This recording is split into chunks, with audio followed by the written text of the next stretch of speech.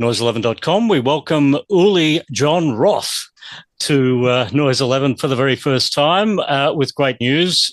The man is about to tour Australia for the very first time. It's only taken you 70 years to get here, Uli.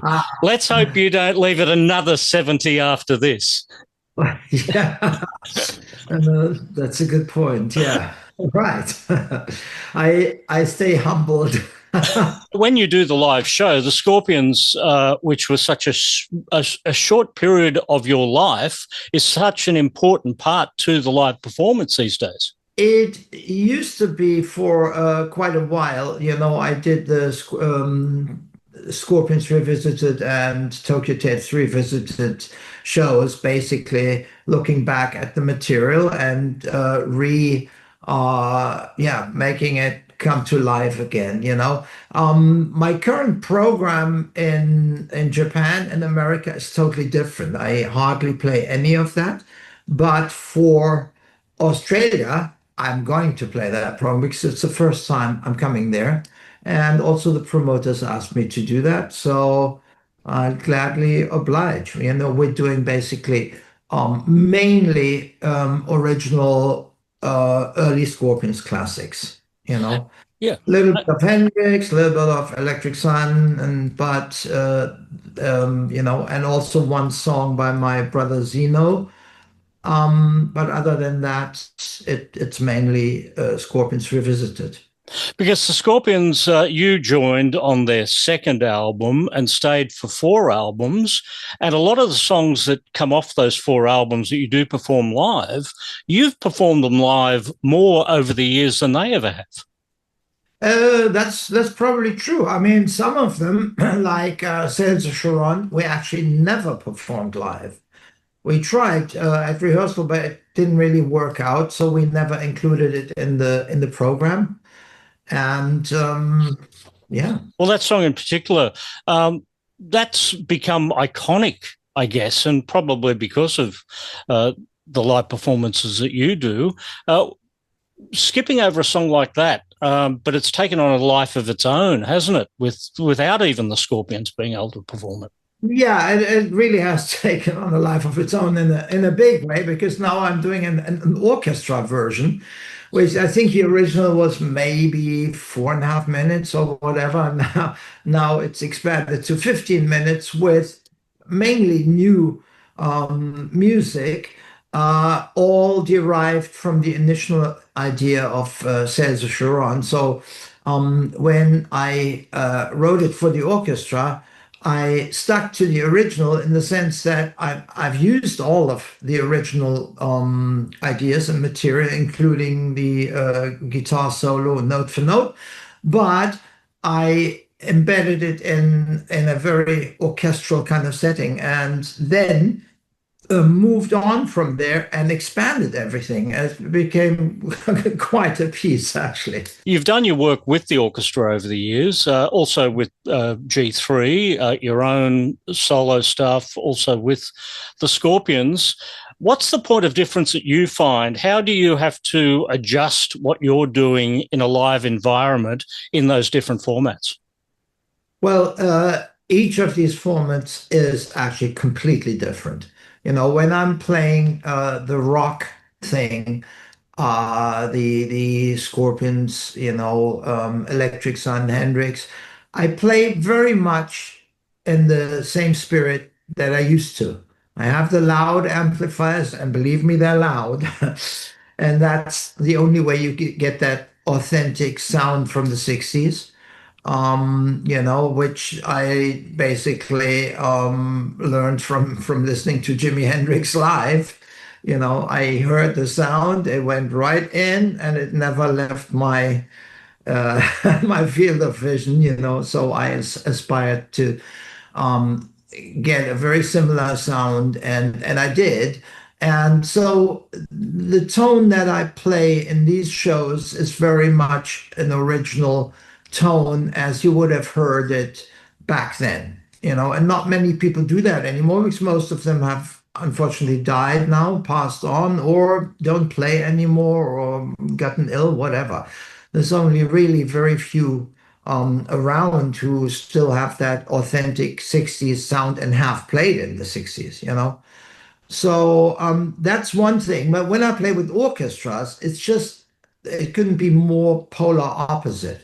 Gone are the big amps, and I play with very small amps because with an orchestra, you can hear a needle drop, you know. And when we play the rock thing, it's more like you're standing next to a jumbo jet starting. It is, you know, very powerful, and the earth is shaking.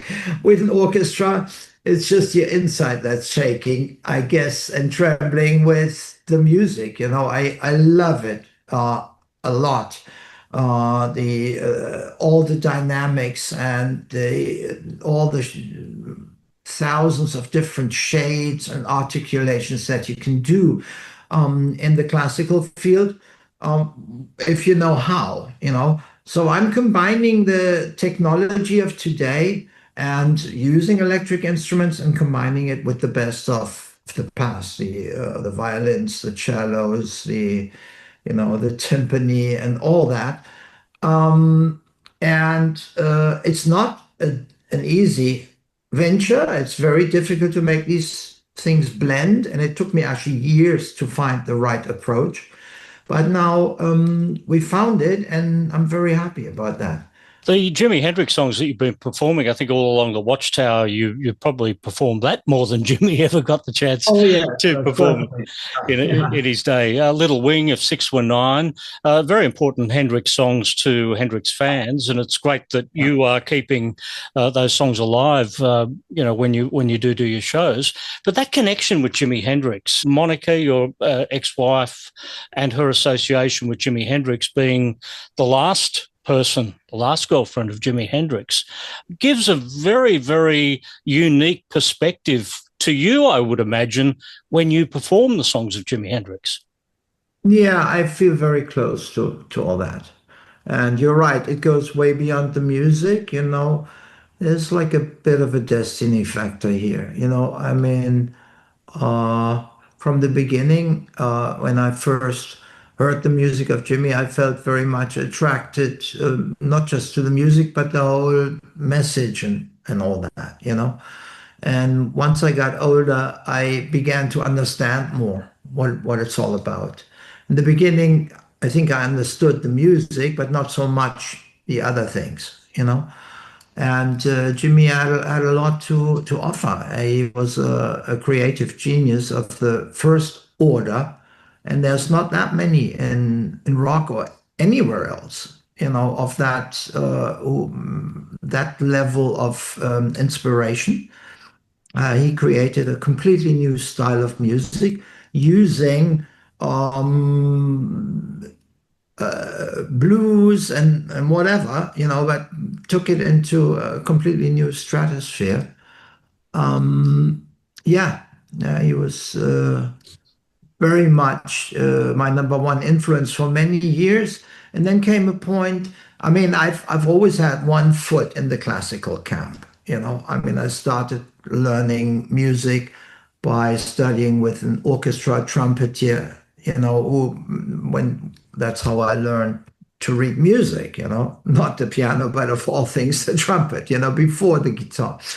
So the classical thing was always there for me, and it was kind of 50% here and 50% the rock thing. And then after the Scorpions came a point where the two became more and more, they attracted each other in my mind, and I found a way to make it work. These two completely polar opposites, and yeah. But Hendrix was very much at the beginning for me, and for many years he was my number one inspiration when it came to music and creative arts, you know. And then I expanded to other horizons, you know, but I've never lost my love and admiration for Jimi. Let's talk about the Sky guitar. you basically came up with a new design for a guitar. And what I always think when I think about your story with Sky Guitar, that scene in Spinal Tap where they come up with the amplifier that goes to This 11. one goes to 11. You're the Yeah, you're the guy that came up with the idea to put extra mine frets. goes 20. My guitar goes at least to 20 because not only does it have a much extended range of notes, so the traditional Fender Stratocaster has a tonal range of about 3.5 octaves, and the Sky Guitar has virtually 5.5. If I count my seventh string, which I'm sometimes detuning way down.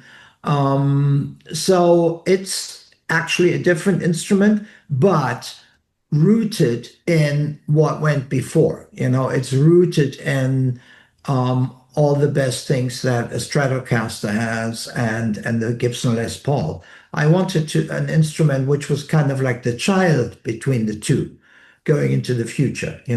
So the Sky Guitar is not a Strat, but you can get very similar tones like a Strat, and it behaves like a Strat if I want to.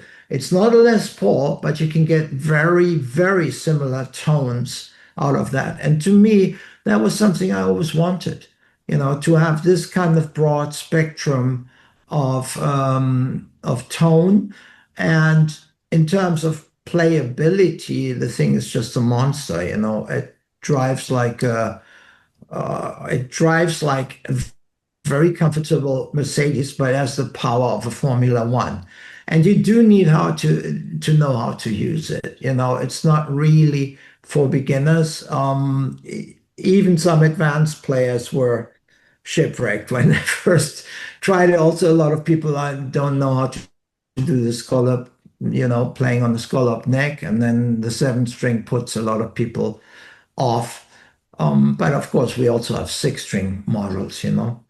It is, yeah, it's quite it's quite a beast. But I've played Sky guitars now ever since the early '80s, and I don't want to go back. It's all I want. So when you did the original Scorpions albums in the 70s, there was no Sky Guitar. When you came to do Scorpions Revisited, there was. Yeah. What sort of difference did you feel it made by introducing that Well, guitar to those recordings? I still have my old white Strat, which I love, but it doesn't have the same output anymore. The pickups have gotten very weak, so when you plug it in, it doesn't sing nearly like it used to. It's still kind of the same guitar. Um, Back then, I had nothing else. That's what I had, and I made the best out of it, the best I could. Um, the Sky guitars uh, have infinitely more scope, and I can express myself much better on it. There are people who say, yeah, Uli, why doesn't he play the Strat? He sounded so much better. And I understand what they're saying, but it's not because of the Sky guitar. It's because of my mind. But back then, I had a one-way kind of mind. I only had the Strat, my amp, which I turned to 10, just like Spinal Tap. I didn't have 11, I had a 10. My 11 was my wah-wah pedal. I kicked it hard, and it gave me an extra tonal boost. The sound when you stood in front of the amp was unbearably loud and screechy. It wasn't pretty, but when you hear it on an album, it really cuts through. And people say, "Oh yeah, that's a great tone." It probably was great in the hall, but in a rehearsal room or a club, sometimes it was unbearable. We called it the death ray. The poor people in front of me. I've moved away from that. I'm now playing a more creamy kind of rounded tone, more darker. More like Clapton used to do in the early Cream, now, which I've always loved. So it's a completely different approach. And that's why I sound different. It's not the guitar. The Sky guitar has all these facets, and it's really great as a virtuoso instrument. But I could sound pretty much the same on any guitar if I wanted to. In the end, it's all in the fingers and the way you do it, you know. And if I want to sound like Tokyo Tapes, yes, I could do that. I still have the same amp. Um, I I used a slightly different attack then. My strings were that high off the fretboard, so I was always playing fortissimo in my right hand in order to coax the sound out of the instrument and the amp because it was very unforgiving. It didn't give you anything, you know.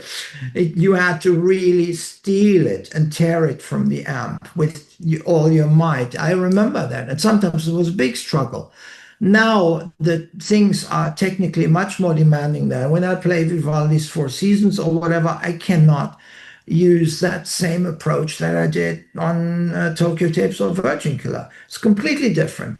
I have to blend in with the orchestra, so I have to play a lot more smooth, less aggressive, sometimes much more soft, more subtle shades, different colors, more like Rembrandt colors, like a warm palette rather than the aggressive, like Michelangelo style that maybe I had originally on the guitar. You know, and that's what that is. It's all that. So people are barking up the wrong tree when they say, "Oh, the Sky guitar doesn't sound as good as Tokyo Tapes." You know, go back to the Strat. It's not the Strat. It's not the Sky guitar. It's me. They have to blame. I'm doing it deliberately, you know. Well, we're looking forward to having you down in Australia for the tour, the Sydney, Right. Adelaide, and Melbourne shows. Yeah, I can't wait. Yep. I mean, it'll be tough because we have several orchestra shows in the week before in Japan, and we're now preparing the program for it. We're doing rehearsals, or we're going to do rehearsals. So, you know, we had a couple of visa issues. I think one of the visas was too late, so we don't have our normal sound guy. We may not even have our normal drummer, as it came about yesterday. Very nice surprise because the orchestra stuff we're doing is fiendishly complex, and it needs somebody who can read music very well. If he can't make it, yeah, it'll be quite a challenge.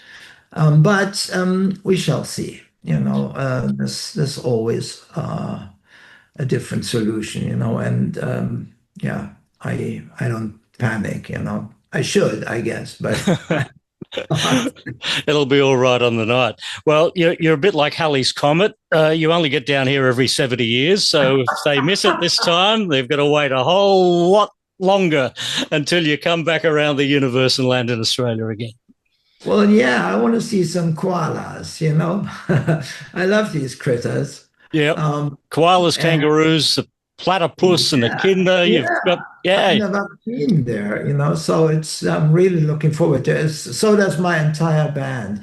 When I said Australia, everybody wanted to go, you know, everybody wanted to go down under, but we're only coming with the rock band, so we're not bringing everybody in the whole entourage that we have in Japan, you know.